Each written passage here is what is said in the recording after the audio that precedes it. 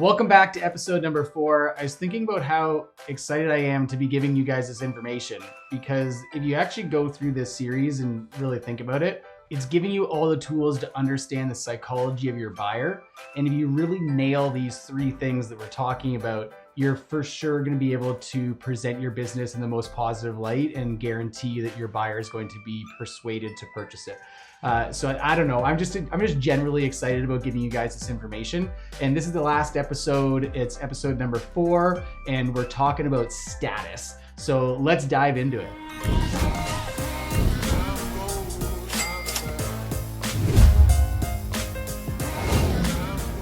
If you're new to the Happy Dealmaker channel, I'm Scott Duke. In this channel, we give entrepreneurs, small business entrepreneurs, all the tools and resources they need to sell their business on their own. And today we're talking about what buyers look for in a company. What are the 3 musts that every buyer looks for that you have to have, and the best way to persuade them to purchase your company. So let's dive into it starting off with a quick recap. Okay, so in episode 4, the 3 musts for every single buyer. So this is the recap. Number 1, buyers care about their time, especially as businesses get larger and buyers get more sophisticated. Time becomes the number 1 element that they care about. So if you want to know more about that, jump back to episode number 2 where we talk about time.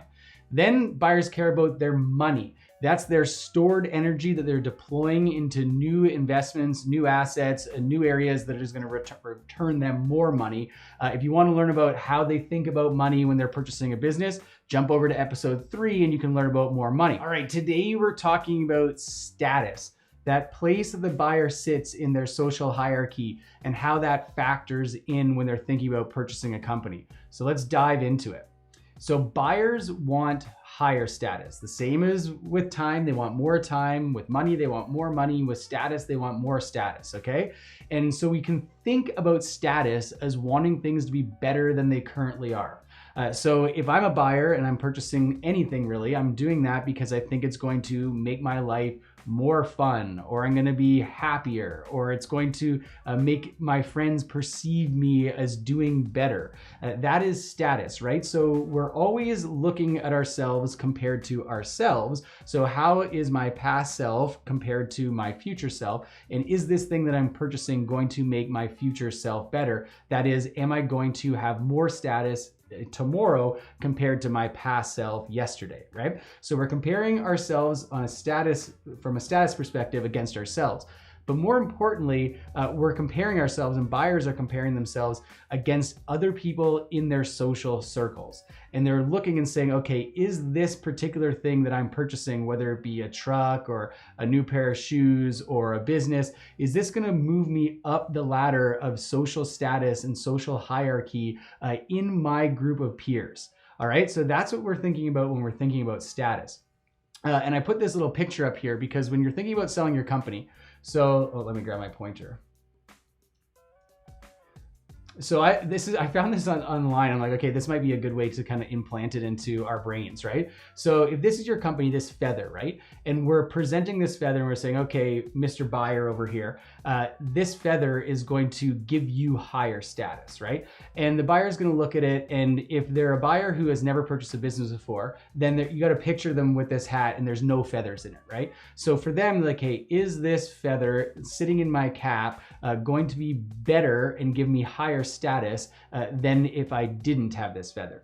Now, if you have a buyer that has a bunch of companies, they already own a few companies, and they're looking to acquire your company to bolt it onto theirs, they're already going to have some feathers in their cap, right? So they're looking at your company from the perspective of, is this company going to, match with the other feathers? Is it going to be complementary to my other feathers? Or is it going to be better in general to my other feathers and just raise everything up a level, right? So we're kind of thinking about, this is a really easy way to think about a status, right? It's like, okay, it's literally the feather in your cap that you're walking around with, or your buyer's walking around with in society, and other people are looking and going, that's a nice feather, right? So that's really when we kind of drill down right to the bottom and get to the core root of what we're trying to achieve with building status.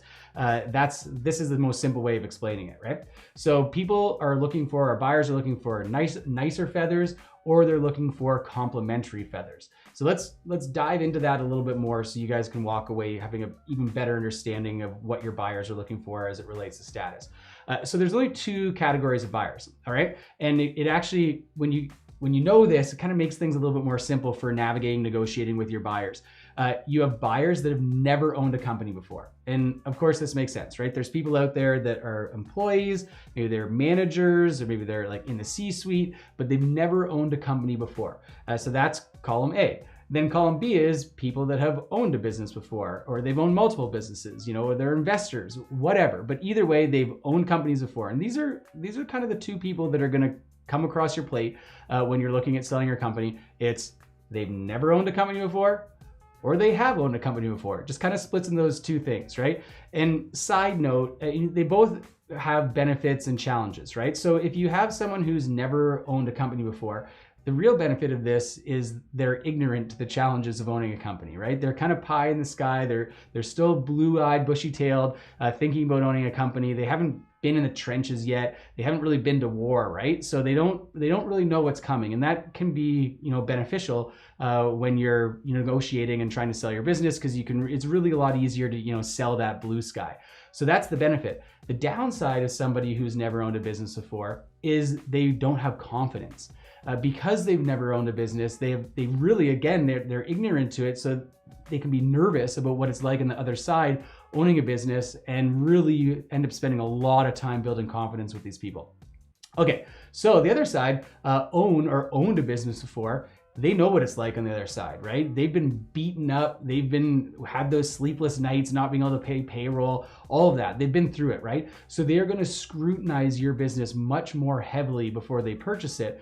So that's the downside. The plus side is they have confidence. Like, if they know they can operate your company, so you don't have to, get them to that point where they're gonna, cross the chasm to sign on the dotted line. They know exactly what it's gonna be like on the other side, and they're just trying to figure out, okay, is this business better than what I already have, or is it going to be complementary to what I already have? And they're going to do a lot more diligence on your company indefinitely. But when they decide, they're going to act faster because they have that confidence. Okay, so that's a complete side note. That's kind of a tangent, not talking about status, but it gives you guys a little bit more info on these two different types of buyers that you're going to run across. All right, so how does status roll into this? So they've never owned a company before, and they're looking to be an owner-operator. That is, they're going to work in the company on a day-to-day and be a managing owner of the company. How are they elevating their status, right? So that more freedom and flexibility. These are the buttons you need to push. So I'm giving you guys the buttons that you need to push when you come across somebody who's never owned a business before. They're thinking about buying your business. This is exactly the things you need to say to get them, to persuade them to purchase your company. So they're looking for more freedom and more flexibility, and are they ever going to get that when they buy your company, right? They're looking for no boss, right? When they're on their social hierarchy as an employee in their company, they look up and there's people above them, and right at the top there is their boss, the owner of the business, right? So they want to jump up the ladder and be the boss of the business, and that's really what they're looking for. They can quickly elevate their status by purchasing your company. Is a new challenge or maybe a life goal. They've always wanted to own their own business, right? And higher or equivalent salary. So I find that with small businesses, the owners are people that are buying the business, they're looking to replace their current salary, right? And think about it like the feather. So I'm coming up and I'm showing my feather. This is the business that you can potentially, the feather that you can put in your cap. And you're gonna make $100,000 a year owning this business. Well, if I'm showing this feather to somebody who is an employee making $250,000 a year in their current salary, that feather is not going to be attractive. The current feather that they have in their cap from a monetary perspective is better, right? So if that's the case, and they still have interest, I'm really pushing the freedom and flexibility. I'm pushing the no boss, that kind of stuff. But ideally, your business is going to be able to give them the exact same salary or a larger salary than what they currently have, and that's going to really, push things over the edge for them to actually make an offer of your company, because it's really going to bump their status. Then acquiring personal status items outside of the business. So if this business is going to give them more money and more resources to buy, boats, cars, watches, all that nonsense that we like to have as humans that kind of increases their status, then that's a way that they can elevate their status by owning this company.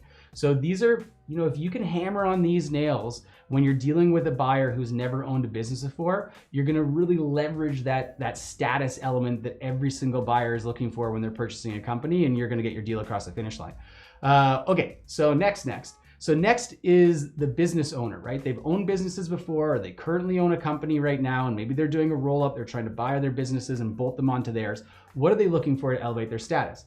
Well, they want to grow their current company faster, right? That's the main reason why people do mergers and acquisitions, is it's just speeding things up. By buying the company instead of building it, they can accelerate down the road.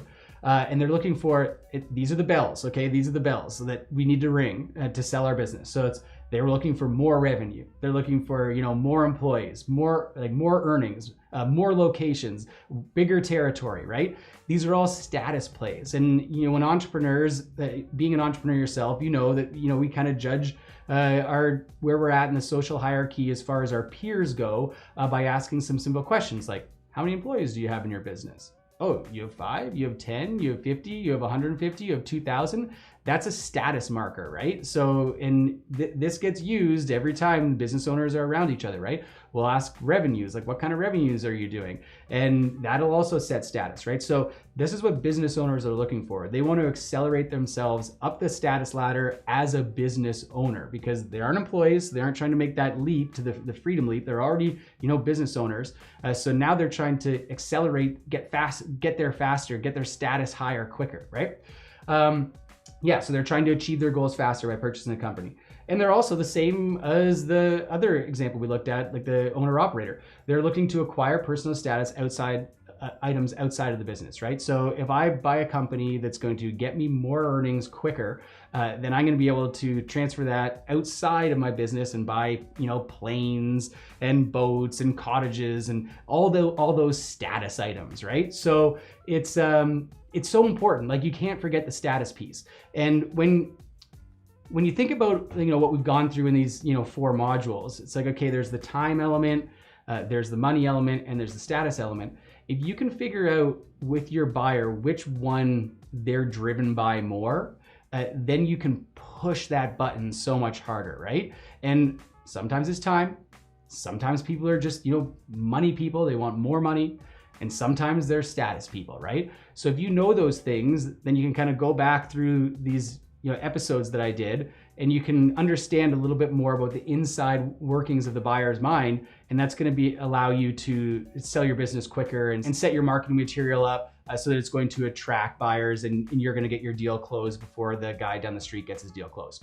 So I really hope this was helpful for you guys, understanding the 3 things that every single buyer is looking for. And if it was, then don't forget, like the channel, subscribe. I put 2 videos like this out every single week to help small business owners like ourselves sell our businesses and get our businesses ready so that they are set up to sell for when we want to go and do that. All right, we'll see you next week in the next video. Have a good one. And remember, every business is sellable.